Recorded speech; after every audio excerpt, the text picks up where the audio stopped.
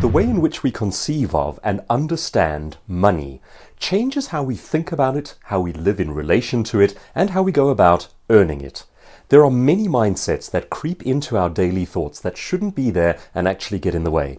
This is one of the fundamentals. What is money? And what is it not? Just the other day, my wife was playing with our 2-year-old, and he found a set of coins in her purse and held them up. And my wife asked, "Mikey, what's that for?" And he proudly announced, "It's for buying cake." And I think that's a pretty healthy perspective on money. Money is for buying cake. Let's consider some more healthy ways to look at and think about money.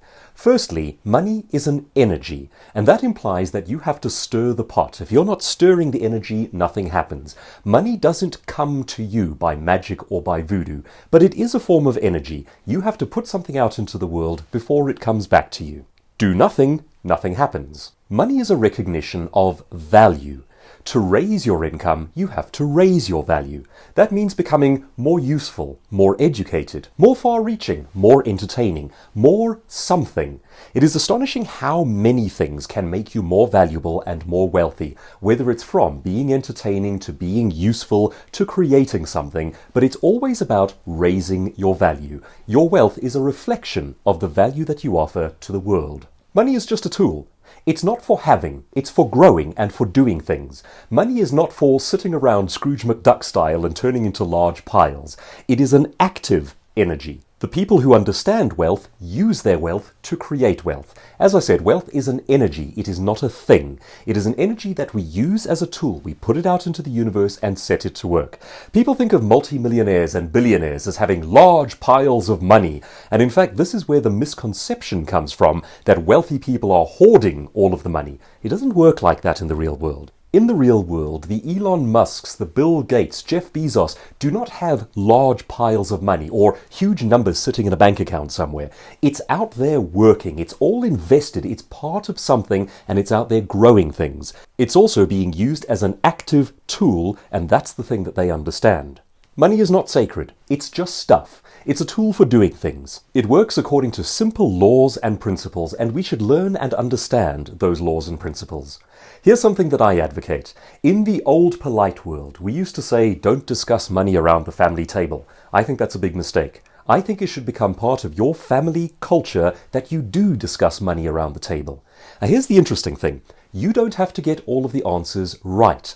And the reason that I say that is that the paradigm, the framework, the industries change all the time. It's the debate that's important. It matters that your family sits around discussing ideas, discussing money, talking about what works, what doesn't, and what's changing. The debate itself matters, and it should not be a sacrosanct, sacred cow topic. It's just stuff, and it's useful stuff. Let's talk about how to generate it. Money is not the root of all evil.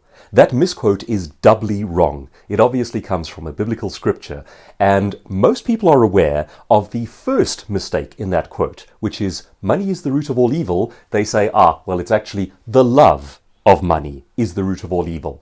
Still wrong. The full quote actually goes like this: the love of money is the root of many kinds of evil. What's that telling us? It's saying that fixating on the money itself is not a good idea. Money is just a tool. When we start to love money, to want to possess it, we run into moral problems.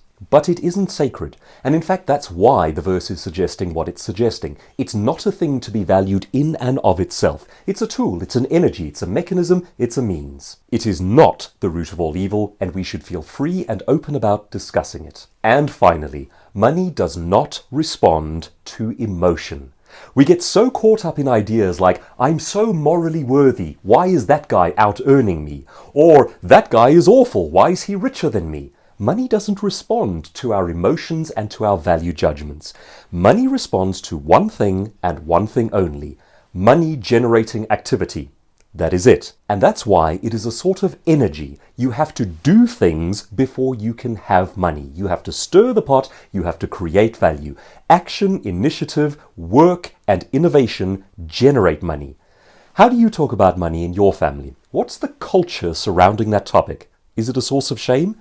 It shouldn't be.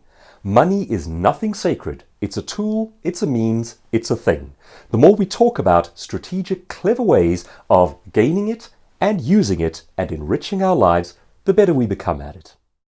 If you're keen to learn more about the topic of personal wealth and raising your value, check out my book, Poverty Proof: 50 Ways to Train Your Brain for Wealth, now also available from audible.com.